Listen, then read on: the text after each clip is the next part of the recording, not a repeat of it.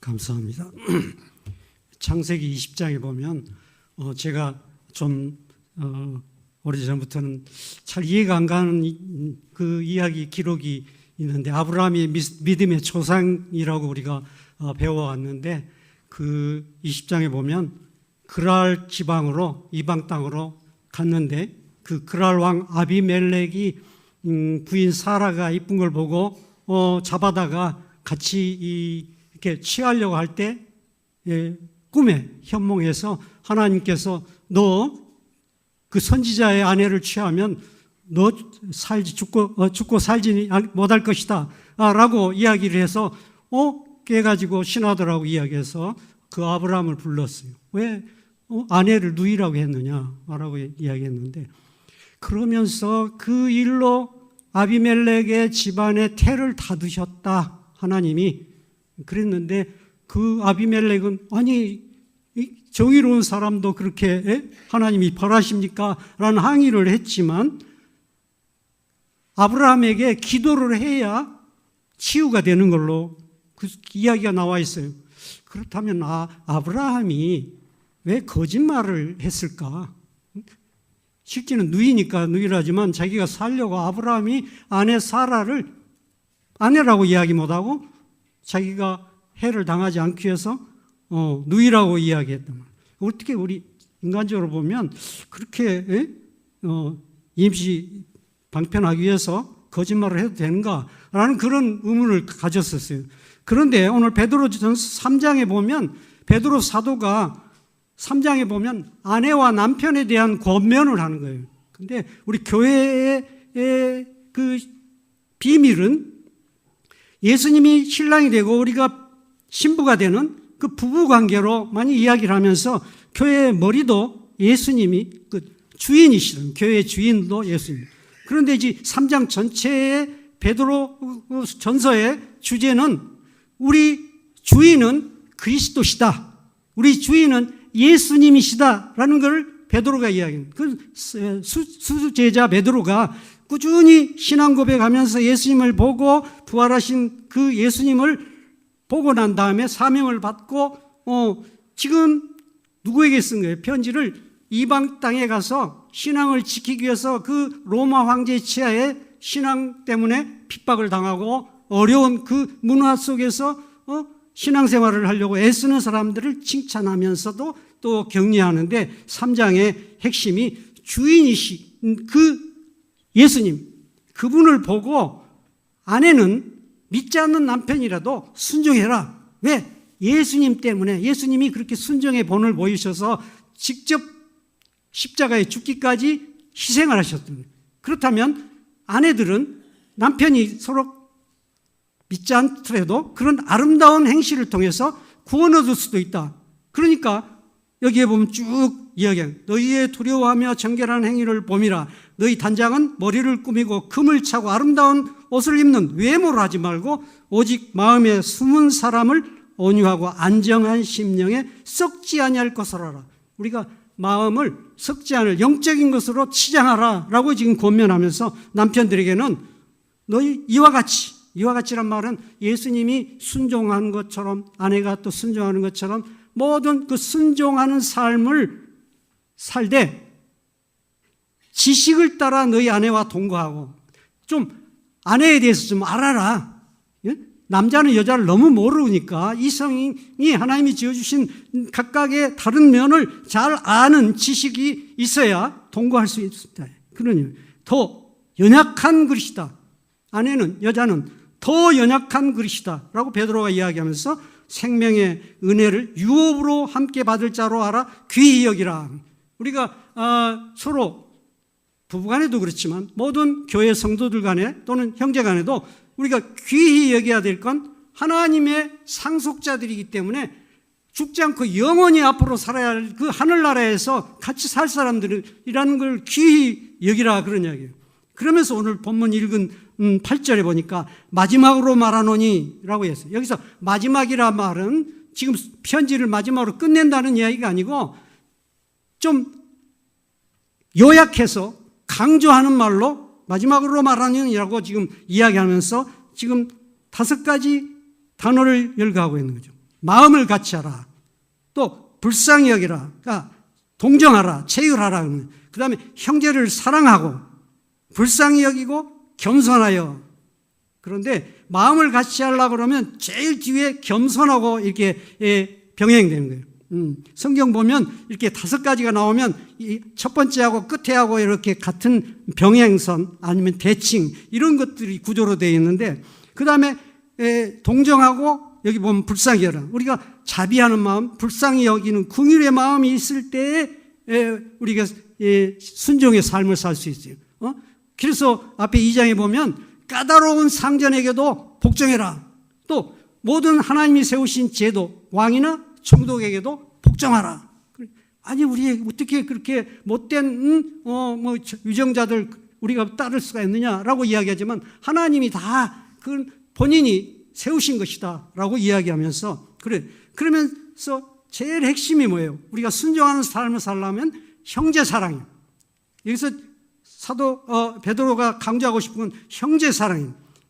여기에 형제 사랑이 있어야 이방 땅에서 환난을 당하고 핍박을 당할 때 능히 이길 수 있는 거죠. 우리도 마찬가지로 가족의 어려움이 있거나 이런 경험이 있겠지만 우리가 형제간에 서로 우애하고 사랑하고 할 때 그 환난을 극복할 수가 있는 거예요. 그러나 서로 탓하고 싸우면 극복할 수 없는, 교회도 마찬가지로 서로 사랑할 때 이 순종할 수가 있고, 하나님 앞에 순종하는데 아까 이야기했던 우리 모든 우리에 주어진 이 환경들은 하나님이 주인이시기 때문에 주인이 주관하시는 거다. 내가 주인이 아니다. 라는 그런 마음이 있어야 됩니다. 그래서 요즘에 제가 인도네시아 지난 주일날 수라바야라는 그 시에 교회하고 성당에 한 가족이 들어가서 폭탄으로 이렇게 던져서 많은 사람이 희생됐어요. 지금 이슬람이 극진주의가 있어가지고 자기네 이슬람 왕국을 만들기 위해서 지금 굉장히 마지막 발악을 하는데, 인도네시아는 세계에서 가장 무슬림이 많은 나라예요. 그래서 그 인구가 2억 5천이니까 80%니까 2억이 인도네시아의 무슬림들이 살고 있는 동네예요. 그러니까 계속 그 아랍 또 이슬람 극진 아주 그 강성들이 타겟을 인도네시아에 두고 있는 거예요. 너희들 이슬람이라고 하면서 어떻게 그렇게 이렇게 강하게 못하느냐? 왜 미국하고 대항하지 못하느냐? 하고 계속 데모하고 발리 같은 데 폭탄 테러하고, 하여튼 잊을만 하면 호텔에 막 폭탄 터뜨리고 그러는데, 우리는 그게 지금 이슬람들의 마지막 발악이라고 생각하고 있습니다. 그런데 오늘 본문에 보니까 순종하는 삶에서 첫 번째, 욕으로 갚지 말고 복을 빌라 그랬어요. 오늘 제목을 복을 비는 사람이라는데, 우리가 교회에 나와서 크리스찬이라고 그러면 남을 저주하라고 부르는 게 아니에요. 교회에 와가지고 하나님의 자녀로 만들어준 그 목적이 복을 비는 통로가 되도록. 아브라함 내가 이야기했지만 아브라함이 그 믿음의 조상이 된 건 아까 사라가 아브라함을 주라 한 이야기를 3장 6절에 베드로가 언급하고 있는 거예요. 그 족장의 신앙의 모델이 아브라함도 되지만 사라. 그래서 사라의 믿음이 있어서 이방 왕에게 끌려가면서도 두려워하지 않는 거예요. 왜? 우리 하나님이 주인이시기 때문에 하나님이 다 알아서 해결해 주신다 라고 했기 때문에, 아브라함은 누이라겠지만 자기가 이방 왕에 끌려가면 그거 뭐 욕볼 수도 있고 죽을 수도 있는 그런 상황에서 아내라고 들키고 그러면, 그런데도 담대함이 있는 그거를 지금 베드로 사도가 지적하고 있는 거예요. 두려워하지 마라. 그런데 우리 아브라함은 축복의 통로, 복의 근원으로 하나님이 이렇게 자기 본토 친척 아비집을 떠나서 불러낸 그런 모델이란 말이에요. 그러니까 아브라함 가는 곳마다 이방 땅에 가서 모범이 되게 살고 하나님이 복을 주셔서 잘 되는 것을 이렇게 보여주는 거예요. 그래서 아들 이삭도 가는 곳마다 우물 파면 그걸 다 뺏겨도 그냥 화목하고 싸우지 않는 거예요. 그러니까 하나님이 몇 배로 계속 축복을 해줘. 야곱도 마찬가지예요. 그런 가문으로 우리가 혈통해서 우리도 아브라함의 후손이면 남을 욕하는 사람으로 우리가 선택받은 게 아니고 복을 빌어주는 사람. 그래서 교회 와가지고 기도한다 그러면 내가 먼저 빌지 마시고 나는 다른 사람들에게 복을 받도록 불러진 사람이다. 그런 자부심을 갖고 남이, 그러니까 우리 이 나라 위정자들도 좋고 다른 사람을 위해서 복의 통로가 되는 그런 사람이 되어야 되겠어요. 그래서 선교를 나간다. 우리 같은 예지만 그 이방 땅에 그 극진 이슬람들을 얼마나 그 영적으로 막 눌리는지 몰라요. 특별히 그 사람들이 하루에 5번씩 기도를 하는데 저희 방 바로 창문 앞에다가 머스짓 그 회당을 지어놨어요. 그래서 밤에 잠을 못 자는 거예요. 막 계속 아랍어 못 알아듣는 말로 막 기도한다는데 그 녹음 테이프 틀어가지고 매일 다른 사람들 기도하라고 깨우는 그 시간이 있는데 이제 6월쯤 되면 르바란이라고 금식 기간이 돼요. 그 금식 기간 되면 하루 종일 그거 기도하라고 막 하고 애들 마이크 잡고 막 외우고 노래 부르고 그렇게 해도 경찰들에게 고발한 사람도 없고 무슬림 나라이기 때문에 교회가 그렇게 하면은 당장에 돌팔매 맞고 쫓겨나죠. 그러나 그 회당은 그렇게 자기들이 보호를 해주는데 해도 너무해요. 외국 사람도 살고 그럴 텐데 그런 계속 밤새 금식하는데 기도하라 그러고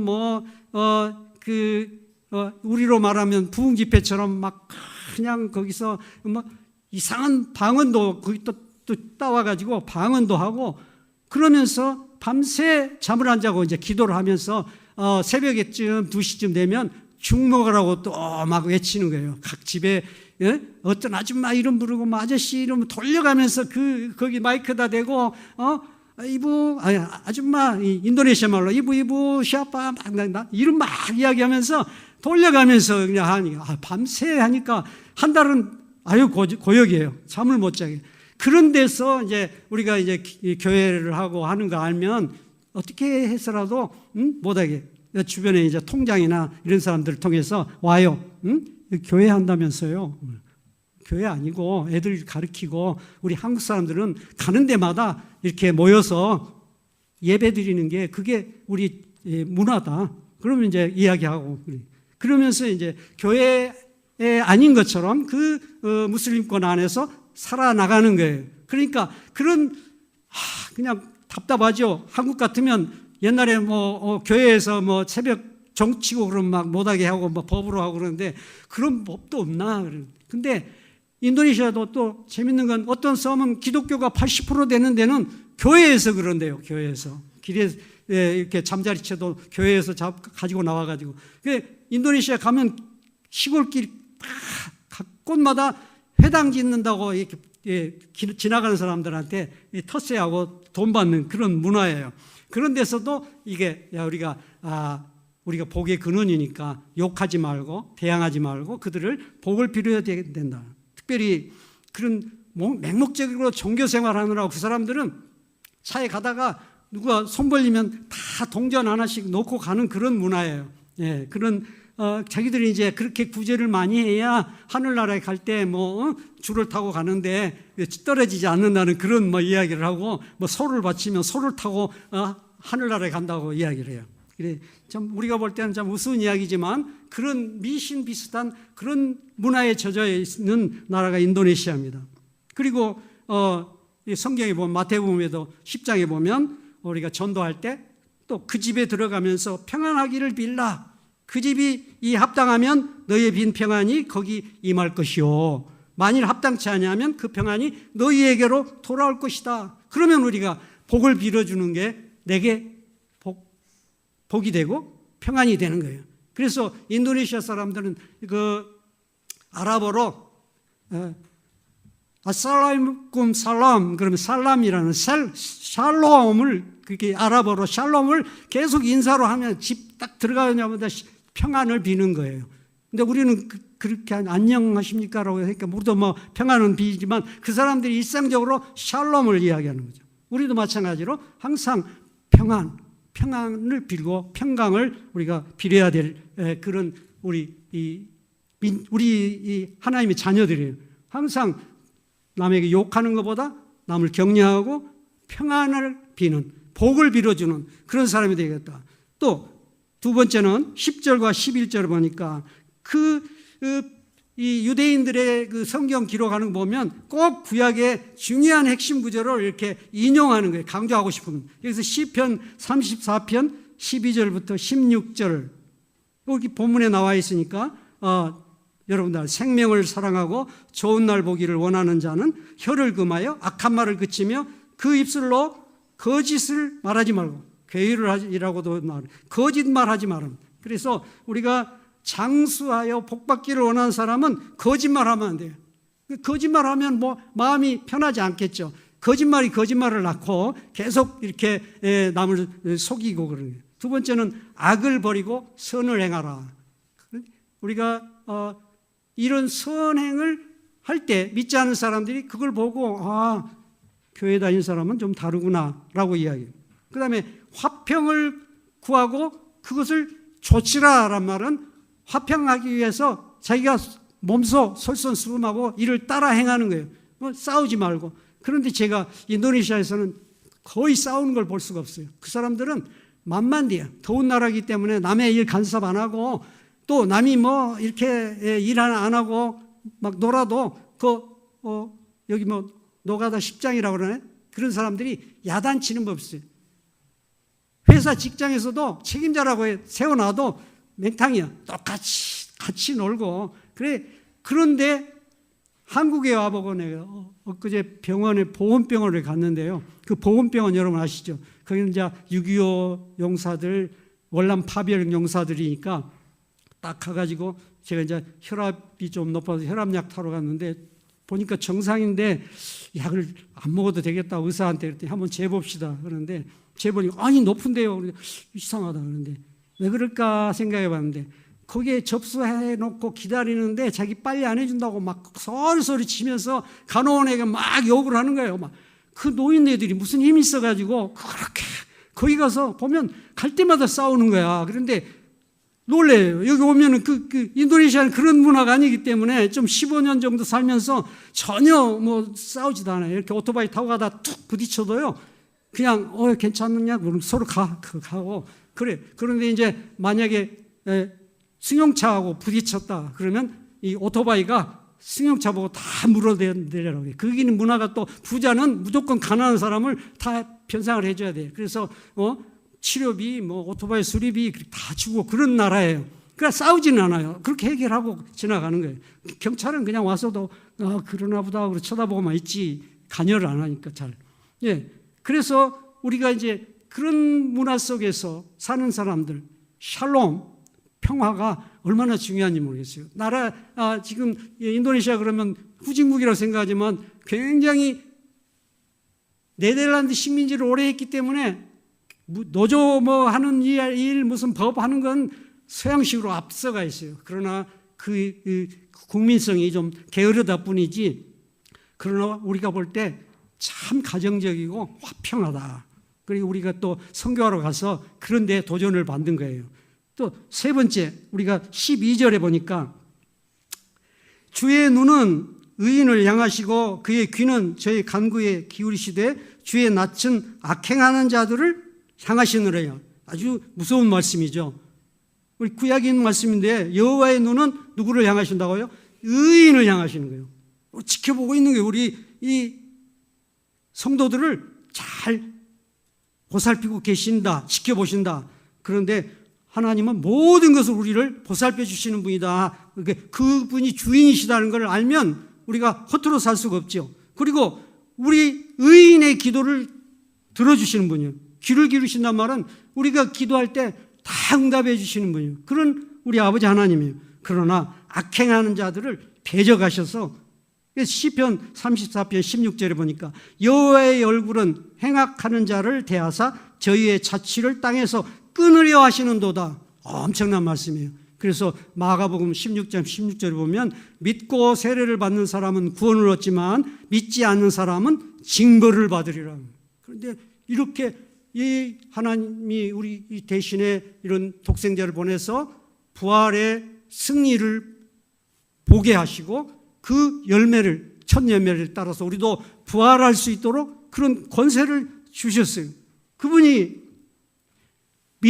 믿으면 그 부활하신 주님의 승리를 우리도 같이 그 권세를 누리지만 믿지 않으면 이미 믿지 않는 거로 징벌을 받는 거예요. 세상에서도 이렇게 눈에 보기는 잘 되는 것 같지만 참 목사님이 말씀하셨던 거예요. 에스겔 골짜기에 마른 뼈들 같이 정말 다 인도네시아의 그 영혼들이 마른 뼈들 같은데 저 뼈들이 살겠느냐? 여호와께서 물으시는데 여호와께서 생기를 넣고 군대를 만드시는 그런 환상을 보여주셔요. 그래 인도네시아가 지금 성령의 바람이 이제 중국에서 인도네시아로 이렇게 불어와가지고 인도네시아가 너무 부강해지는 거예요. 기독교가 막 풍왕해지고 그런 걸 이제 선교사들이 이제 막 와요. 중국에서 쫓겨와가지고 인도네시아에 와가지고 선교한다고 오는데 너무 하나님이 그런 역사하시는 거예요. 역사. 그래서 이제 인도네시아 앞으로 여러분들이 제가 잠깐 제 자랑이 아니고 하나님이 해주신 일들을 한번 보여드리려고 그래요. 여러분들을 이렇게 하나님의 구원의 이 복된 소식을 우리가 빌어줘야 다른 사람들에게도 이런 생명이 있다. 교회 그냥 나가서 왔다 갔다 하면 헌금 내고 그래서 이거 우리 아들 출세하게 해주시고 결혼 시집장가 잘 가게 해주시고 그런 게 아니고 영원히 살 수 있는 생명을 소식을 정연해 주는 거예요. 이것들을 우리만 아는 게 아니라 세상에 지금 수억의 인구들이 모르고 죽어가잖아요. 우리 세대에 같이 사는 이 땅에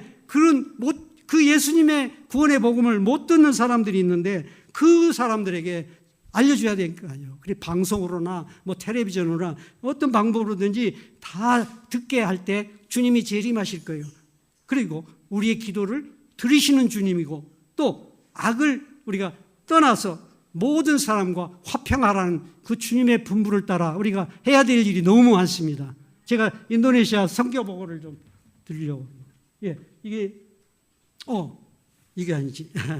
예. 여기가 태국인데 이게 말레이시아 싱가포르죠.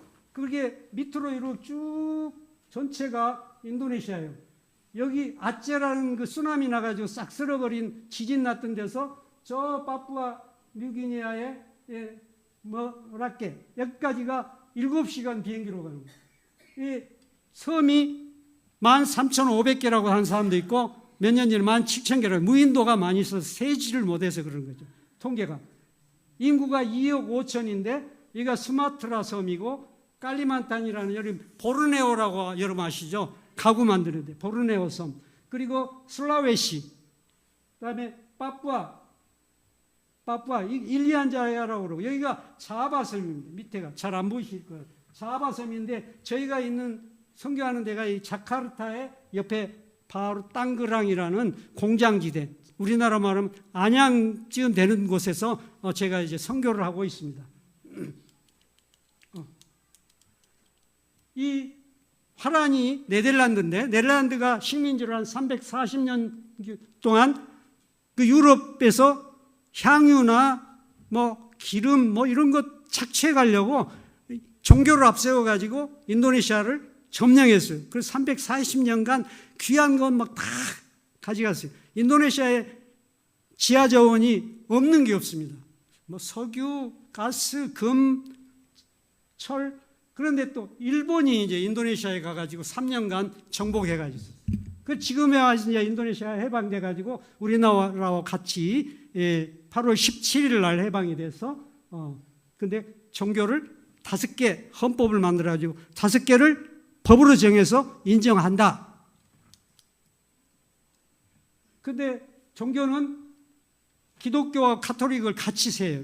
숫자가 정확하지는 않지만 지금 9%라고 하는데 이게 지금 윗도라도 자기들 정부에서 절대 9% 넘기면 안 된다라고 지금 통계를 만들어 놨어요. 실제로는 기독교, 카톨릭 빼고 기독교만 10%가 넘습니다. 그러면 2,500만이 기독교인이 이 인도네시아에 살고 있는 거예요. 그 다음에 힌두교라고 발리, 여러분들 신혼여행 많이 간 발리에 힌두교가 살고, 그 다음에 불교 살고, 그 다음에 기타는 공자교라고 해가지고 중국 사람들이 많이 가서 유교, 그래서 가게마다 막 촛불 켜놓고 향불 피우고 그런 나라예요. 그러면 회교가 80%가 되는데 회교가 이슬람교죠. 이게 2억이 넘는 이슬람의 나라 인도네시아예요. 그러니까 그 이슬람들이 지금 이제 서로 강성하고 그러니까 좀 온건파하고 싸우고 있잖아요. 그래 지금 어젠가요? 트럼프 가가지고 뭐 예루살렘 그걸 수도로 한다고 그래가지고 지금 이슬람권에서 난리. 앞으로 인도네시아도 맥도날드나 또 스타벅스 돈 팔면 맞을 거예요.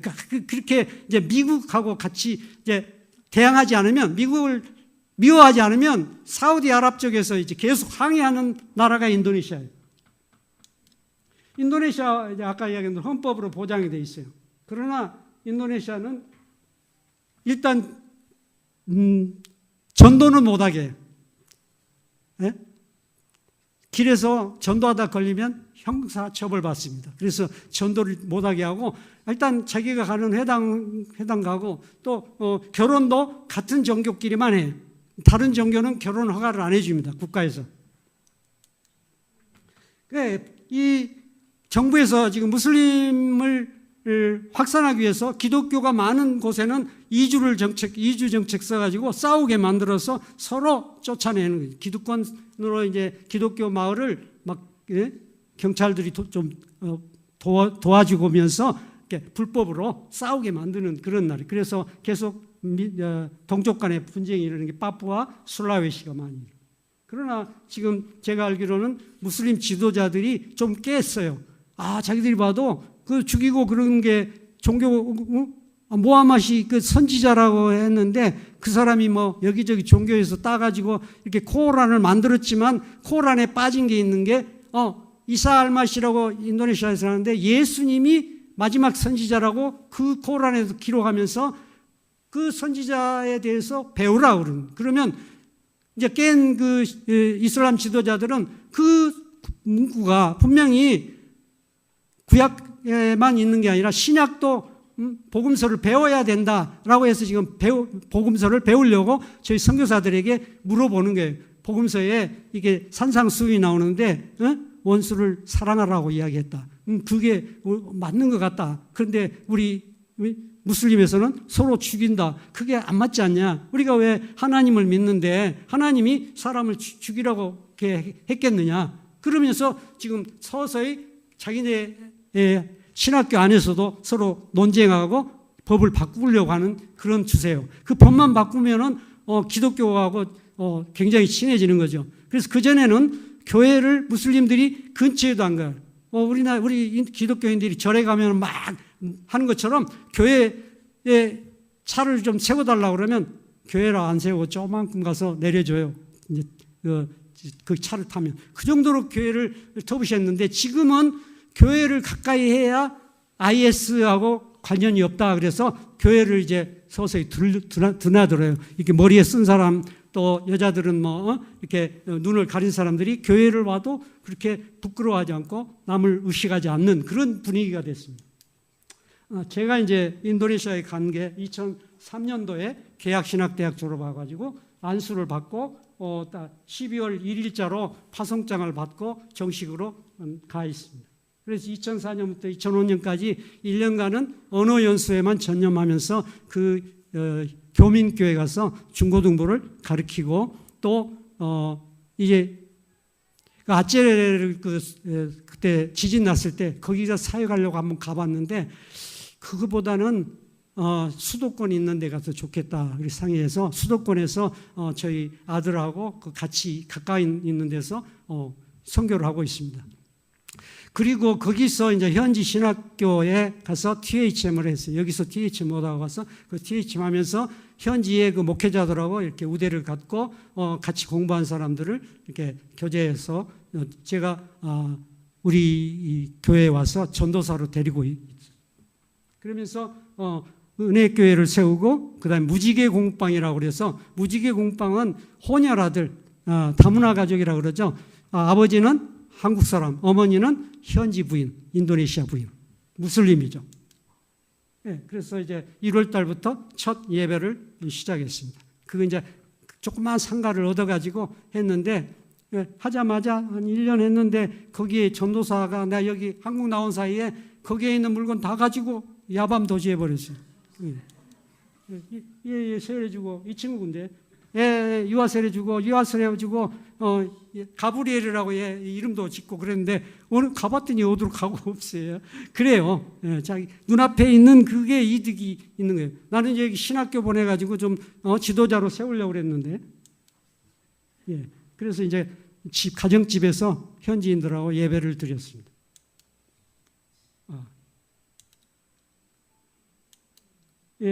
이 집을 사게 된 게 이제 상가를 교회한다니까 상가를 임대를 안 해줘요.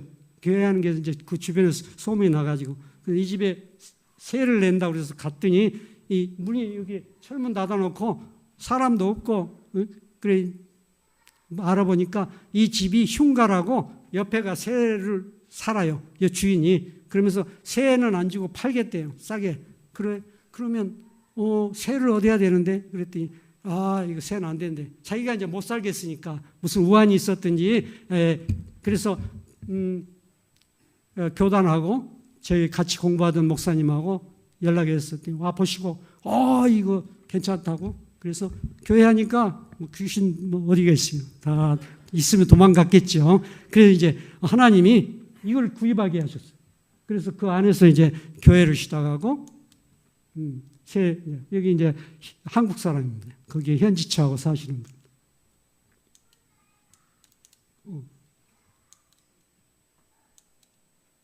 이제 수리를 좀 했어요. 좀 2층으로 달아 올리고 이게 잘 안 넘어가는? 이게 지금 2층 올리는 그 작업입니다. 거기서 넘겨주시겠습니까? 그게 좋겠네요. 제가 돌아보면서. 이거 그렇고, 다음이요. 다음이요. 그런데 그 작업하는데 우리가 한 이틀 해야 될 건 한 2주를 해요. 얼마나 느리게 하는지. 그래 이제 이건 이충성 목사 왔을 때 교회 할 때 같이 협력한 거 그거 보여드리려고 이충성 목사. 그 다음에요. 은혜교회 지금 최근에 제가 여기 나오고 사진 보내온 거예요. 그래서 그 카톡으로 보내왔길래 최근에 이 예배드리는 광경입니다. 그다음 이분들이 이제 현지 부인들하고 사시는 분들이고 얘들은 2세 한국인세 예배했습니다. 그다음요. 이제 제가 이제 주요 사역하는 거는 제가 데리고 있던 전도사들을 이제 지역을에 내보내서 매달 생활비 조금씩 주면서 거기 도와주고 현지에 가서 격려하고 수마트라하고 우리 바다라랑이라는 그 산동네에 무슬림 지역인데 교회 못하게 막 핍박하는 동네에 좀 도와주고 있어요. 선교사 협의회라고 우리가 한 250가정이 있는데 해마다 6월 달에는 전체 모여가지고 총회도 하고 임원을 뽑는데 제가 이제 2번째 부회장을 하고 있습니다. 현지 목회자는 이제 성경을 가르치려면 인도네시아 말도 해야 되지만 저희가 이제 자격이 있어야 되잖아요. 교수 자격이. 그래서 THM 있는데 박사 학위를 지금 하고 있는데 목사님 피드몬드라고 LA에 있다고 그러는데 거기서 논문 지금 준비하고 있습니다. 이게 있어야 인도네시아도 굉장히 신학교 수준이 높아가지고 박사학위 있어야 교수 인정을 해주거든요. 제가 이제 70이 넘으면 이제 교단 선교사로서는 목사님 계속 하라고 그러실지 모르겠지만 저도 준비를 합니다. 이제 제가 실력이 있어야 그 현지 목회자들을 양성할 수 있으니까 지금 하고는 있는데 그렇게 이제 학교로 해가지고 야간 성경학교라도 하고 그렇게 하는데 이제 목사님들 모아놓고 제가 이제 가르치고 있습니다. 성경만 가르치죠. 그리고 이제 다문화 가족 아까 이야기한 대로 한국인 남자들이 거기 현지인들하고 살다가 이 공장 문을 닫거나 또는 병원 들어서 아프면 한국으로 와요. 근데 한국 와서도 완전히 노숙자가 돼가지고 집에서 안 받아주니까. 그리고 본처가 이제 그 인도네시아에 일한다고 와보면 현지 부인하고 살면서 이 사람 가정부라고 이야기하니까 꼴딱 속아가지고 부인들도 가면 또 친구들이나 누가 옆에서 이야기해주면 와가지고 또 끌고 가고 참 사연들이 많은 동네입니다. 우리 동네가. 예. 그 다음요. 예. 이거는 이제 수마트라에 파송 전도사 보냈는데 우리가 생활비만 됐는데 열심히 하니까 거기서 공부방도 하고 그러니까 미국에서 교민들이 이제 와가지고 단기 선교 와서 교회를 지어줬어요. 그래서 제가 가봤더니 너무 잘 해놨더라고요. 그 다음에 여기 애들은 가는 데마다 많습니다. 무슬림들은 산하 제한 안 하고 뭐 낳는데 국가에서 3가지만 좀 하라 해도 많이 나와요. 시골에 가면 애들이 많습니다. 예. 여기는 이제 아까 다른 교회. 예. 그 다음요. 예. 거기서 이제 사진을 찍고. 그 다음요. 그리고 이제 무지개 공부방에 대해서 제가 소개하려고 그러는데 무지개 그러면 꿈도 되지만 얘네들이 다방면으로 이제 재능을 좀 키워주고 또 혼혈 아들이니까 성격들도 잘못하면 방황하는 애들이 아빠에 대해서 원망이 많은 아이들이에요. 그 다음요. 얘네들은 그 뒤에 굉장히 빈민촌이 많이 있는데 우리 그 콤플렉 단지 밖에만 나가면 완전히 쓰레기 줍고 사는 동네들이에요. 그 애들을 이제 집에다 데려다가 노래도 가르치고 영어도 가르치고. 그 다음 이게 쭉강갈리라는 이제 그 시골 동네 이름인데 얘네들 공부를 잘 가르쳤어요. 탁구도 가르치고 집에 오면 너무 신나게 했는데 그 다음 사진 좀 봐주세요. 한번 빠바란이라는 동네로 옮기게 된 사연이 수련하러 1박 2일을 갔는데 어머니하고 누나가 이제 따라와서 봤어요. 그런데 모르고 그 현지 전도사가 성경을 읽었어요. 그래서 성경 가르쳤다고 그 다음 주부터는 안 보내는 거예요. 그래서 이제 다른 동네로 옮겼습니다. 예. 그 다음. 예, 빈민촌 아이들이 오는 이유가 라면 주고 과자 주고 음료수 주고 올 때마다 뭘 주니까 그거 받으러 오는 거예요. 뭐 저희들 어렸을 때 생각이 나요. 교회 성탄절 하면 뭐 과자라도 먹으려고 가잖아요. 뭐 신발도 잊어먹고 막 그러는데 얘네들은 신발도 안 신고 와요. 근데 지금 점점 나아져가지고 신발들 내가 다 챙겨주고 운동화 챙겨주면 그거는 비 올 때는 안 신고 학교 갈 때만 신고 그런 애들이 지금 슬리퍼만 신고 다니는. 그 다음에요. 얘들 물감이 없는데 우리 공부방에 뭐 실컷 마음대로 쓰고 하니까 이렇게 그림 그리기를 좋아해요. 애들이 재능이 있어요. 그 다음, 오케이. 그 다음, 그 다음. 얘네들은 이제, 맥도날드에 가서 좀 사줬더니 이렇게 기분이 막 좋아가지고 기념사진 찍는다고 시골 아이들. 그 다음에, 그리고 이제, 역사는, 그 다음에, 그렇게 하다 보니까 한인회가 그 대사관에서 알아가지고 우리은행 행장이 같이 와서 뭘 도와줄까? 응? 은행 출신이 와서 고생한다는데 자기들이 좀 도와주고 싶다 그래가지고 와가지고 완전히 대대적으로 꽹가리 치고 막 그래가지고 상가 하나를 자기들이 아예 세를 냈어요. 2년 계약해가지고 은행에서 뭐 계약서 쓰고 자기들 다 지불하고 거기 뭐 집기도 다 해놓고 그러고 사진 그 다음에요. 오픈식 할 때 이분이 이제 2010년도 대사 한인회 회장. 그 다음, 이렇게 기념사진 찍고 뭐 한복 입고 했는데 문제는 이제 가고 난 다음에, 그 다음에, 가고 난 다음에는 상가가 이제 2년 되니까, 그 행사하고 난 다음에 경찰도 찾아오고 그 면사무소 직원도 찾아와가지고 왜 자기들한테 신고 안 오고 이런 행사를 하냐고, 그러면서 우리 패스포드 다 뺏어가가지고 줘서 쓰라고 안 하겠다고 줘서 쓰라고. 그래서 이제 우리 그 애 엄마들이 현지인들이 막 경찰서 가가지고 이분 좋은 일하고 절대 나쁜 일하고 애들 한글 가르치고 좋다고 그러면서 대사관 영사 연락해서 풀려났어요.